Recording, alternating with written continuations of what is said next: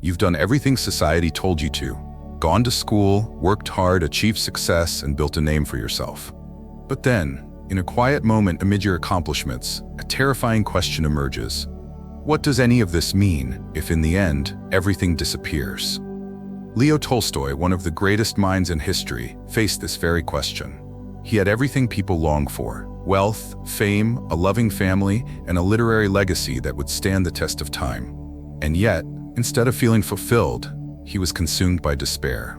Every day he woke up with a hollow feeling, haunted by a harsh truth. No matter how much we achieve, death will eventually erase it all. Tolstoy searched for answers in philosophy, religion, and science. He read the works of great thinkers, dissected complex philosophical systems, but nothing could ease his existential crisis. Then, something unexpected happened. He discovered a truth completely different from anything he had ever considered.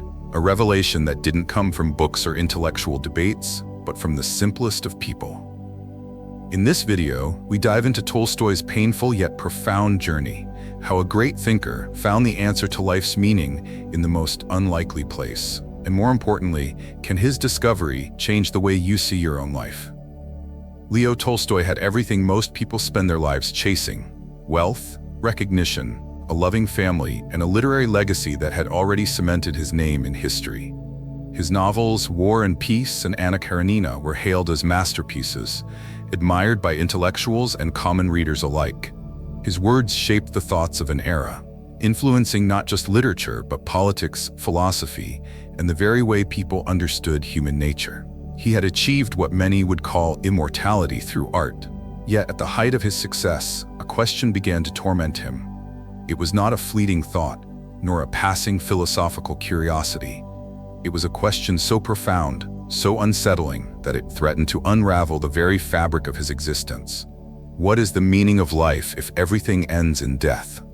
This realization struck him like a slow, creeping horror.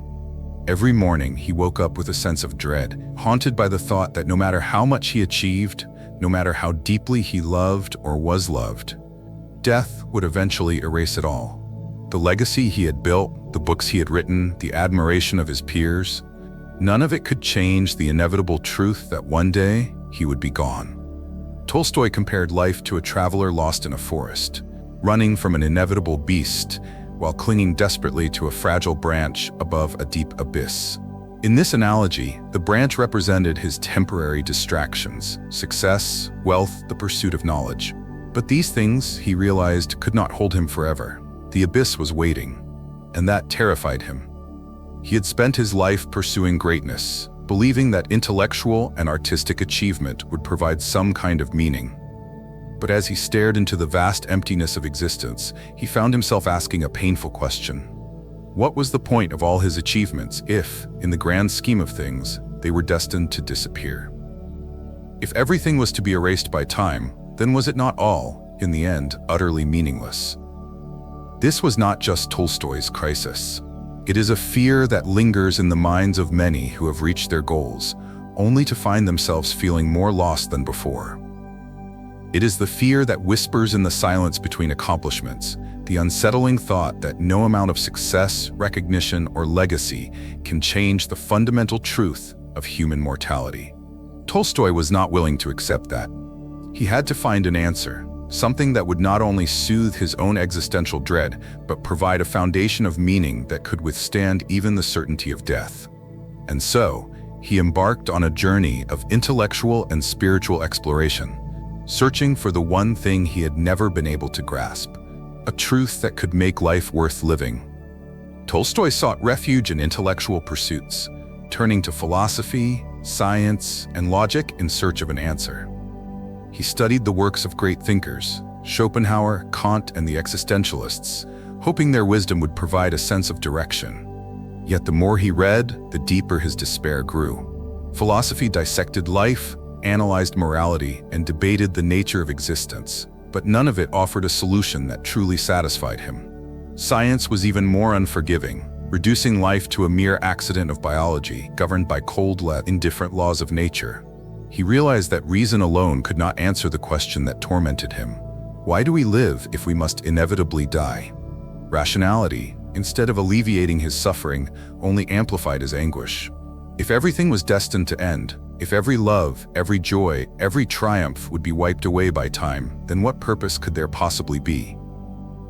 Tolstoy saw two logical responses to this dilemma. Either accept that life was ultimately meaningless and resign himself to despair, or end his own life to escape the unbearable absurdity of existence.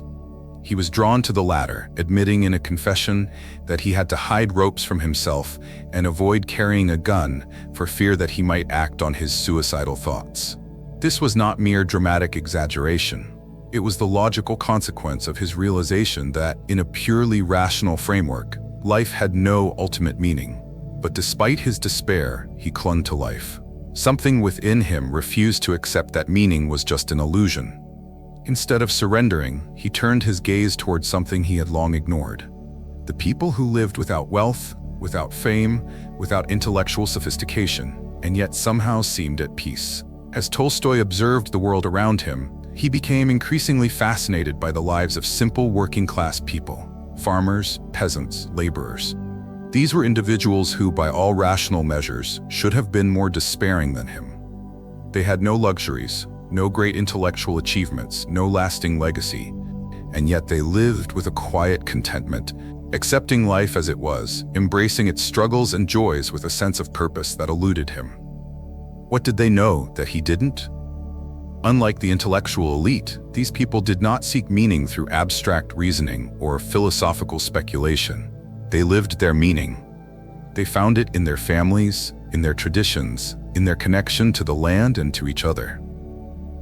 They did not ask whether life had meaning. They simply lived as if it did. Tolstoy was struck by the realization that these people did not need the kind of certainty he had been desperately chasing. They embraced mystery, accepted suffering, and most importantly, did not fear death in the same way he did.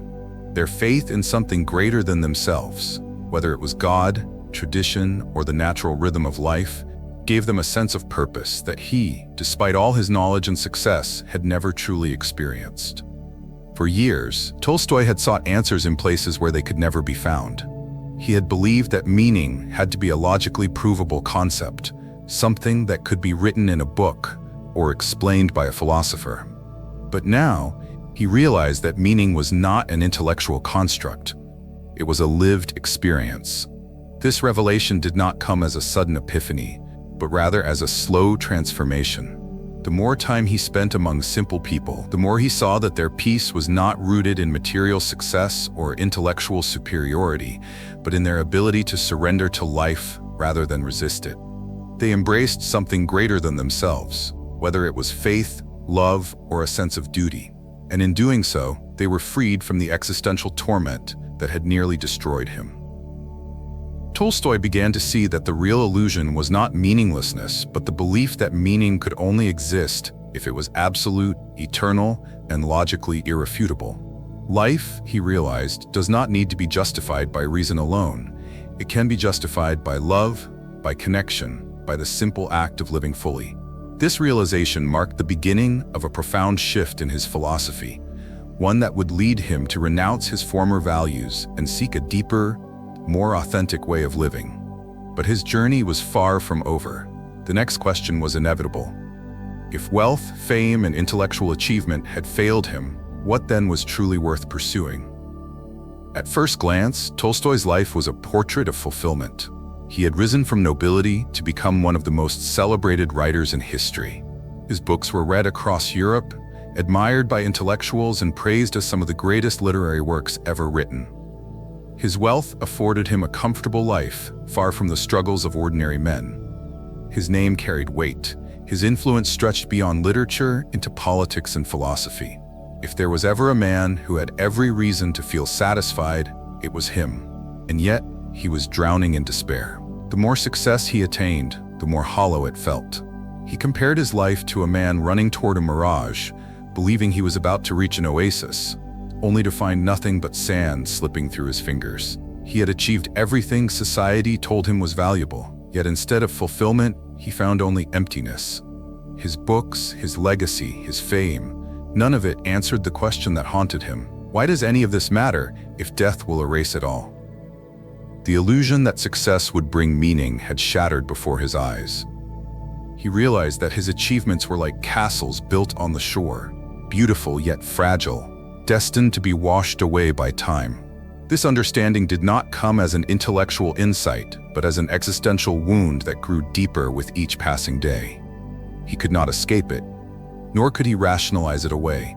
His life had become a contradiction, externally prosperous, internally crumbling. And worst of all, he knew he was not alone in this. The world was full of people chasing the same illusions, hoping that the next milestone, the next victory, the next moment of recognition would finally bring them the peace they so desperately sought. Tolstoy was beginning to suspect a painful truth. Perhaps the things we are told to strive for are not the things that actually give life meaning. Determined to find an answer, he did what he had always done best. He turned to deep analysis. If his own achievements had failed to provide meaning, perhaps the accomplishments of humanity as a whole could offer insight. Yet the more he examined the greatest contributions of civilization, art, science, philosophy, politics, the more he saw their limitations. None of them had conquered the existential abyss. He saw it in the eyes of his fellow writers, men who had achieved literary immortality, yet lived in restless anxiety. He saw it in the noblemen who owned vast estates, but spent their days trapped in excess and boredom. He saw it in the scholars who prided themselves on their intellect, yet found no real joy in their discoveries. These were people who had everything society deemed valuable: money, status, admiration, yet wandered through life as if searching for something they could never quite grasp. The most terrifying realization was that many of them had stopped searching altogether. They had accepted their emptiness as the natural state of life and resigned themselves to it. Tolstoy, however, could not accept that answer here, refused to believe that life was nothing more than an elaborate performance, that the only options were distraction or despair. If there was no meaning in the world of success, then meaning had to exist somewhere else. But where it was in this desperate search that Tolstoy began to look beyond his social class. If wealth and prestige had failed to provide an answer, perhaps the key lay in those who lived outside the illusions of privilege. Had turned his gaze toward the working class, those who labored in the fields, who built homes with their hands, who lived without the comfort of intellectual justifications. These were people who by all logic should have been even more despairing than him. They had none of the luxuries, none of the status, none of the recognition that he had spent his life accumulating, and yet something about them was different. They were not consumed by the same existential dread. They did not wake up in terror at the thought of death. They didn't seem to question their own existence with the same agonizing doubt. Instead, they lived with a quiet acceptance, a deep-seated peace that eluded even the greatest minds of Tolstoy's generation. He was struck by the contrast. Why did the privileged, the intellectual, and the accomplished suffer from existential despair, while those with the least seemed to carry themselves with a calm certainty? What did these simple people know that the learned and powerful did not? This realization was the turning point. The answer to his search was not to be found in grand achievements and intellectual triumph, soaring wealth. It was hidden somewhere else, somewhere he had never thought to look. And so Tolstoy began to immerse himself in the lives of ordinary people, determined to understand the secret they carried. It was here in the simplicity of life that he would finally begin to uncover the truth he had been searching for all along. Tolstoy had spent years searching for meaning in places where he believed wisdom resided. Literature, philosophy, science, and art. Had studied the greatest minds in history, seeking a truth profound enough to justify existence. But none of them provided an answer that truly satisfied him.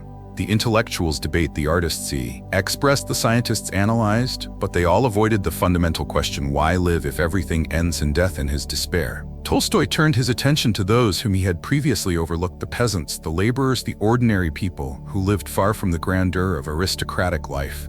These were individuals without formal education, without wealth, without the luxury of existential contemplation. And yet they carried themselves with a sense of peace that eluded even the most enlightened scholars. They did not seem tormented by the same doubts that plagued the elite. They worked, they loved, they suffered, they aged, and yet they did not question the meaning of their existence in the agonizing way. Tolstoy had this contrast struck him deeply. How could it be that those with the least knowledge of philosophy seemed to possess the greatest understanding of life? How did they wake up every morning without the crushing of existential dread that it did not at first? Tolstoy assumed that their simplicity, was a form of ignorance, that they did not question life because they lacked the intellectual tools to do so. But the more he observed them, the more realized that their peace did not come from a lack of understanding. It came from a wisdom far deeper than anything he had encountered in books. Tolstoy began to immerse himself in their world. He spent time with farmers who labored from dawn until dusk, with craftsmen who built with their hands, with mothers who carried generations forward through love and sacrifice. These people lived by an unspoken philosophy, one that was not written in books, but practiced in their daily existence. They did not agonize over meaning because their lives were intertwined with it. Their purpose was not an abstract concept. It was lived through act. Ion through duty, through relationships. A farmer did not ask if life had meaning. He simply woke up and tended his fields. A mother did not question whether love was real. She simply embraced her child. A craftsman did not debate whether his work was important. They simply shaped wood or metal into something useful. Their wisdom was not intellectual but experiential, while the intellectual class debated the purpose of existence. These people lived it. They found meaning, noting ran the ories, but in the simpler rhythms of life, in the changing of the seasons, in the birth of a child, in the passing of traditions from one generation to the next. Their philosophy was not of words, but of being. Tolstoy realized that their way of life held an answer. He had long overlooked meaning is not something to be found through logic, it is something to be lived. There was another aspect of their lives that fascinated Tolstoy: their faith. Almost without exception, these simple people believed in something greater than themselves. Whether it was Christianity, folk traditions, or an unshaken trust in the order of the universe, they lived with an innate sense of connection to the divine. They didn't see themselves as isolated individuals struggling to create meaning from nothing. They saw themselves as part of a larger whole woven into the fabric of existence itself. For years, Tolstoy had dismissed religion as a collection of outdated myths, useful only for those who could not face the harsh realities of life. No, he began to see it differently. These people did not use faith as an escape. They used it as an anchor. Their belief in God and moral duty and the sacredness of life gave them a strength that no philosophy had ever given him. They did not fear death the way that he did because they saw life as part of something eternal. This faith was not built in theological arguments or philosophical proof. It was not something they had reasoned their way into. It was something they simply lived to them. Belief was not an intellectual choice. It was as natural as breathing. They did not struggle to define meaning because they embodied it. Tolstoy found himself deeply moved by this realization. Could it be that the very thing he had spent years rejecting was the key to the peace he had been searching for? This discovery marked a turning point. In Tolstoy's life, he had always believed that true understanding could only come through intellectual rigor, through logic and reason. But now he saw that there was another form of knowledge, one that could not be written down or analyzed, only experienced. The simple people had shown him a truth he had ignored, that meaning is not something that can be solved like a mathematical equation. It is something that emerges when one surrenders to life. Rather than trying to control it, it is found not endless questioning, but in the act of living with purpose, love, and faith. Tolstoy's crisis had led him to the edge of despair. But in the lives of those he once overlooked, he found something unexpected: hope. Not the kind of hope that comes from temporary distractions or intellectual justifications, but the quiet, steady kind that allows people to wake up each day and continue forward, even in the face of suffering.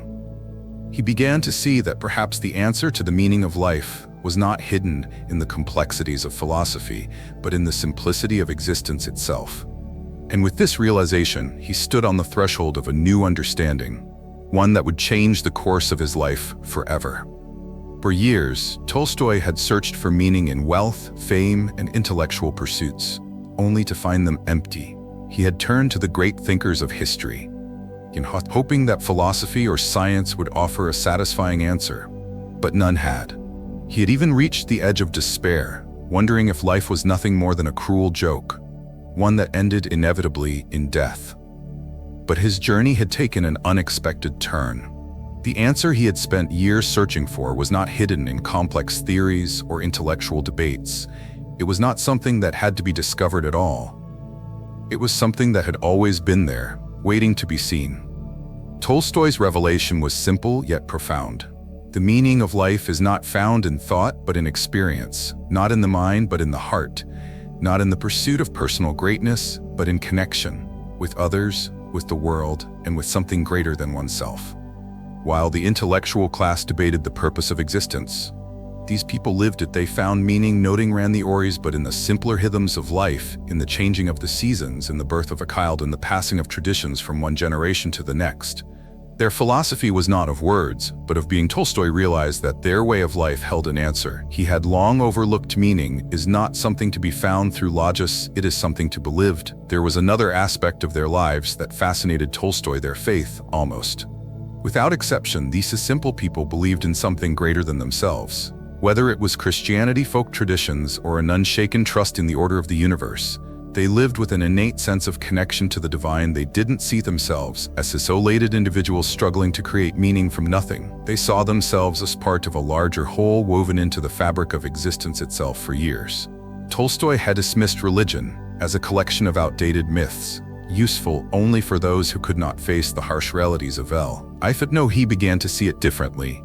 These people did not use faith as an escape. They used it as an anchor. Their belief in God and moral duty and the sacredness of life gave them a strength that no philosophy had ever given him. They did not fear death in the way that he did because they saw life as part of something eternal. This faith was not built in theological arguments or philosophical proof. It was not something they had reasoned their way into. It was something they simply lived. To them, belief was not an intellectual choice. It was as natural as breathing. They did not struggle to define meaning because they embodied it.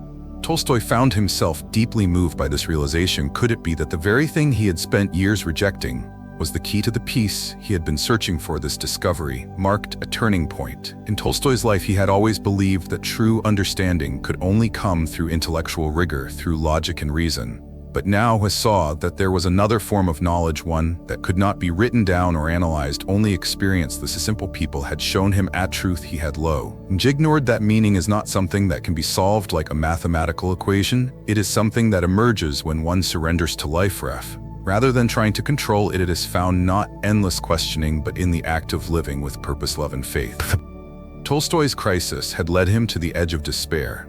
But in the lives of those he once overlooked, he found something unexpected: hope. Not the kind of hope that comes from temporary distractions or intellectual justifications, but the quiet, steady kind that allows people to wake up each day and continue forward, even in the face of suffering. He began to see that perhaps the answer to the meaning of life was not hidden in the complexities of philosophy, but in the simplicity of existence itself. And with this realization, he stood on the threshold of a new understanding, one that would change the course of his life forever. For years, Tolstoy had searched for meaning in wealth, fame, and intellectual pursuits, only to find them empty. He had turned to the great thinkers of history, hoping that philosophy or science would offer a satisfying answer, but none had. He had even reached the edge of despair, wondering if life was nothing more than a cruel joke, one that ended inevitably in death. But his journey had taken an unexpected turn. The answer he had spent years searching for was not hidden in complex theories or intellectual debates. It was not something that had to be discovered at all. It was something that had always been there, waiting to be seen. Tolstoy's revelation was simple yet profound. The meaning of life is not found in thought but in experience, not in the mind but in the heart, not in the pursuit of personal greatness, but in connection with others, with the world, and with something greater than oneself. The philosophers and intellectuals of his time had tried to construct meaning through logic, but logic alone had failed him. The simple people, the peasants, the laborers, had shown him something deeper. Their lives were not built around personal ambition, but around duty, love, and faith. They did not analyze meaning, they lived it. And in doing so, they possessed a peace that had always eluded him. Tolstoy realized that he had been searching for something that could never be grasped by thought alone. Meaning was not a puzzle to be solved, it was a reality to be lived. And the more he embraced this idea, the more the despair that had once consumed him began to fade. With this revelation, Tolstoy underwent a profound transformation. He abandoned the belief that individual achievements could bring lasting fulfillment. He no longer saw himself as an isolated being, trying to create meaning out of nothing. Instead, he saw himself as part of a greater whole, woven into the fabric of existence itself. He began to view life not as a quest for personal success, but as an opportunity to serve, to love, and to contribute to something beyond himself. He turned away from the empty pursuits that had once defined his world. The hunger for recognition, the need to leave a legacy, the obsession with intellectual superiority. None of these things could provide the deep, unshakable sense of meaning he had found in the simplest aspects of existence. He wrote about his transformation in A Confession, a book that laid bare his existential crisis and the journey that led him out of it. He described how he had once believed that meaning had to be created by the individual, only to realize that it had always existed. It was simply a matter of seeing it. Life, he concluded, was not an intellectual riddle to be solved. It was an act of surrender. Tolstoy's revelation was not just personal. It reshaped his entire worldview. His later works took on a different tone. Where his earlier novels explored the complexities of human nature, his later writings sought to strip life down to its essence. He became deeply concerned with moral and spiritual questions, often clashing with the Russian Orthodox Church and the aristocracy, as he championed ideas of simplicity, humility, and nonviolence. He renounced his former wealth and began dressing like a peasant. He gave away much of his property, lived in a modest way, and advocated for the rights of the poor. He no longer believed in the power of institutions or governments to create a just world, only in the power of individuals to live with integrity and love. His final years were marked by a radical commitment to his newfound philosophy. He rejected the trappings of privilege and embraced a way of life that mirrored the wisdom of the simple people he had once overlooked. In doing so, he found something he had never felt in his years of success: peace. He no longer feared death, because he no longer saw himself as separate from life itself. He had let go of the illusion of control and embraced the truth that meaning was not something to be achieved, but something to be lived. Tolstoy's journey is one that speaks to the deepest fears and longings of the human heart. In an age where we are constantly told that meaning comes from personal success, from recognition, from intellectual mastery, his story offers a different perspective. It suggests that perhaps meaning is not something we have to chase. Perhaps it is already here, in the smallest, most ordinary moments of life, in the love we give, in the kindness we show, in the simple act of being present. Tolstoy's revelation was not the answer he had expected. It was not a grand philosophical theory, nor a secret formula for happiness. It was instead a truth so simple that it had been overlooked. Life's meaning is not in what we think.